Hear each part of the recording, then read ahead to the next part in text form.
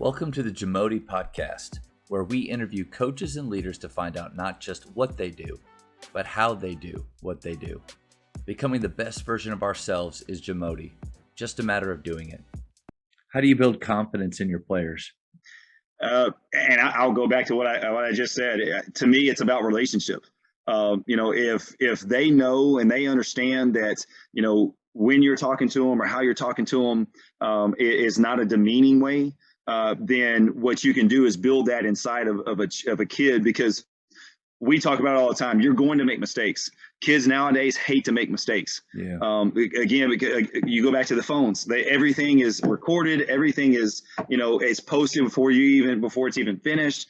And so when they make a mistake, they're so afraid to think that they're going to be on somebody's, video or somebody's timeline or somebody's. And so what we tell them all the time, we want you to go so hard that you're making mistakes, especially in practice, and to not be afraid of it. Yeah. And that's that confidence of, if they make a mistake, it's not that we're blowing the whistle, we're yelling at them, we're screaming at them. It's like, no. So, if you make a mistake and you don't understand, then we're just going to sub somebody in and we're going to go coach you on the side. That way we're not stopping practice. We're not, but when you have different sets of eyes that can go in and run drills and you have coaches that are seeing it, then we can teach within 5 to 10 seconds of them making a mistake and go right back in to try to correct it. And I think that's a big thing for us to build confidence in our players, that they see it. They see that they made the mistake, or maybe they don't. We're able to talk to them really quick, answer the questions, show them the correction, and then get them right back in to do it again. And then that way, it's a consistent thing for them to see that, hey, it's okay. You're going to make mistakes, but I want you to have confidence out there playing. I think that awareness that you have, and I think a lot of coaches do have it, but we forget sometimes that a majority of these kids, these players, aren't trying to make mistakes. Right. Like they're not just saying, screw you, coach. Yeah, that's just for sure. Oh, you want this? And then something completely. Yeah. Those moments pop up, but then, man, there's usually something deeper there, right, like a deeper heart issue or something going on inside of the kid. But once we establish that, I think one of the things you probably have are clear standards. Mm-hmm. What erodes confidence in players are when their standards aren't clear of right, what's the expectation for this possession, for what the position that I'm in. Mm-hmm. But that's where the art of it, right? That's where we come in and we set those standards so that when a player makes a mistake, they know what the standards are, and then we don't have to have emotion. Like, mistake doesn't have to mean emotion followed up, from it, right? Right. That's good. Well, and I think that same thing is, especially dealing with our younger players, that, we told them the other day that we're not going to lower our standards to your attitude. These guys, and again, they're learning us. So it's a new staff for us this year, new school. And, and we're telling them, like, look, just because you have attitude and maybe it's worked for you in the past, it's not. This is our standard. And it doesn't matter really what happened this last year or 2 years or 3 years ago, that if you get attitude, then this is what's going to happen every time you do it. And again, like you said, it's something that you don't differ away from. So once it happens, it's, hey, immediately, here's the consequence. Let's go get it and then go back to it. And I think it all goes back to, it's not something that you just say, get emotional about. It's, hey, you did it. Here's what happened. Let's do the consequence and go right back into it. It's no hard feelings. It's just a learning experience of it all. And I think one of the things that we do, and I don't know how many high school coaches they do it, but what we do is we bring in a sports psychologist on, we call it our mental Fridays. And so we bring in a guy that works on the mental side for us. And it's a guy that we had, this is his second year working with our program, and he does a great job. Comes in and again, I always love building our programs like it's a college level program, and what can we do to help our athletes get there? Because we have some guys that are pretty high level athletes here this year, and so again, it's another step of how do we not only train the physical body, how do we not only train them on the court, but the mental side is so important. because again, we don't know where they've come from. We don't know what they've done. We don't know what they think. But if we can help them train their mind, and it goes back into yoga, the breathing things, all that stuff helps these athletes to be able to understand and how to play. And when they're not playing good, how do you get out of it instead of just saying it's just a bad game? And so we're really working on the mental side of things. Coach, that's next level. I don't think I've heard of anybody doing that. You know, I think as coaches we try to do that. We we fill that role in some way, even though we're not professionals in that Right. arena at Yeah. all. But you bring somebody in. Can you tell a little bit more about that? Yeah. So, you know, and this is a guy that's getting his business up and running. He won a state title as a player, and really worked on his mental side of it. And then he went to college for it. And it's I'm from the East Texas area. So when I was back down where I was kind of close to home, we just kind of made a connection with each other. And he worked with us with our team from last year.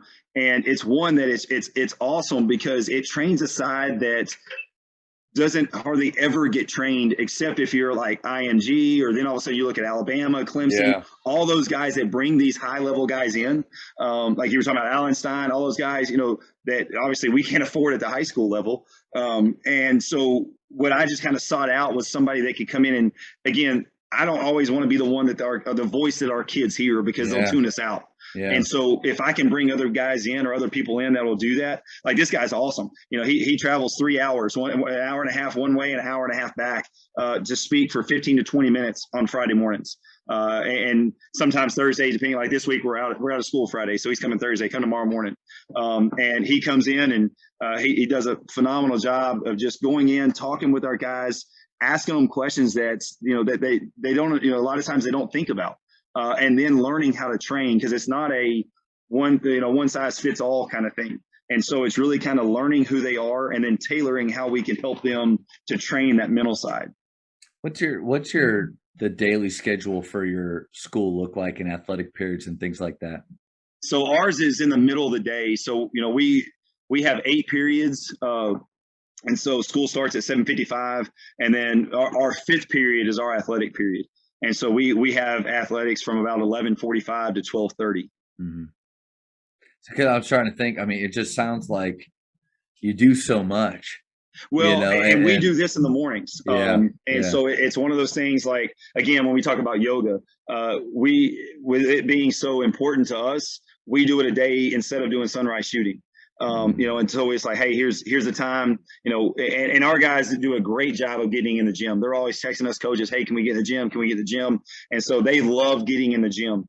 Again, we're at a bigger town, or a bigger city, smaller town kind of feel. There's not much around. And so it's just our town, which is awesome. It's great. The sweet spot right there. Yes, exactly right. So, you know, these kids are, you know, it might be 8 o'clock on a Saturday night and we're getting a text saying, hey, coach, can you open the gym? Well, I'm absolutely, like, I'm not going to tell you no.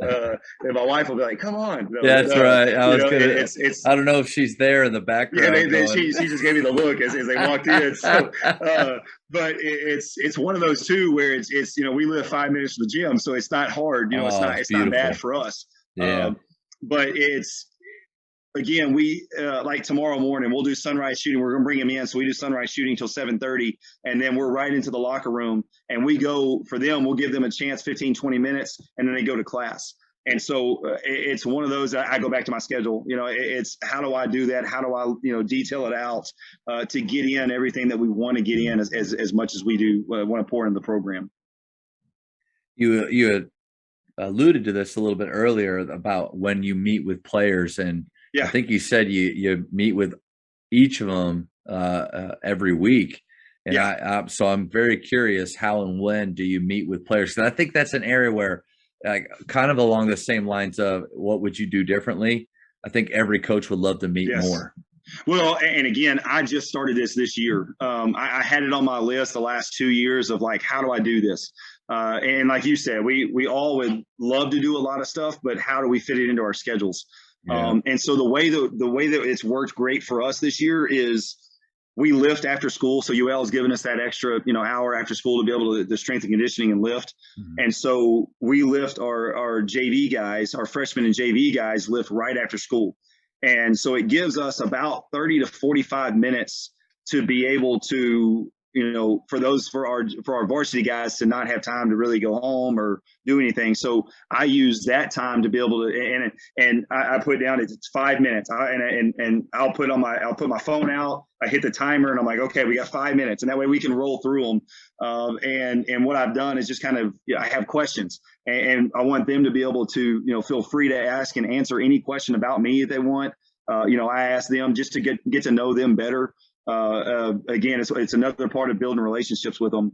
We ask some are superficial questions, some get harder, get deeper. Again, as you build that relationship with them. But that's something that's to me is, especially taking over a new program, is how to get to know them as quick as possible. And so taking that time instead of me, the JV guys and the JV coaches are in the locker room or in the weight room with them. I'm taking that 30, 45 minutes for me to be able to meet with them and talk to them, on a weekly basis. That's huge. Yeah. At that same meeting where the Allen coach was mm-hmm. there, the head coach at Wakeland, Coach Lee, was there too. And one of the questions came up was meeting with guys. And he had this idea, he calls them 10-minute meetings, where the first 5 minutes he asks questions. The second 5 minutes, it's their time. So they have to be prepared, because, how often do they really get to know us besides the information that we choose to let them know? Yeah. And so I started that at the beginning of the school year, and I think I'm in round 3. And I just use a little app. What is it? Oh, Sign Up Genius, where I put the times and I let them go pick the times that they want. And I have my timer, I set it out, but I've been blown away by some of the questions that they've asked, and it's been great. And then also you see how sometimes kids aren't prepared, and so they're searching for, just random things. But I feel like already he said that it takes like the rounds 4, 5, or 6 to where you really start to break down. So I'm excited to get to that point with them. Well, and that's what when we have it, we end it, with that they can talk about anything. I don't like this in practice. I don't, or I like this. I want them to feel comfortable. And I told them, it's like, hey, it's like a confession kind of deal. Like, you can talk, and I'm not going to hold it against you. It's not one like I want us to be able to have that freedom. I said, because like in a timeout in a game in the fourth quarter, I want to be able to say, hey man, what do you see on the floor that I'm not seeing that we can do? And without that trust, and without that, with us being able to talk, then we never would be able to understand each other to be able to grow that relationship.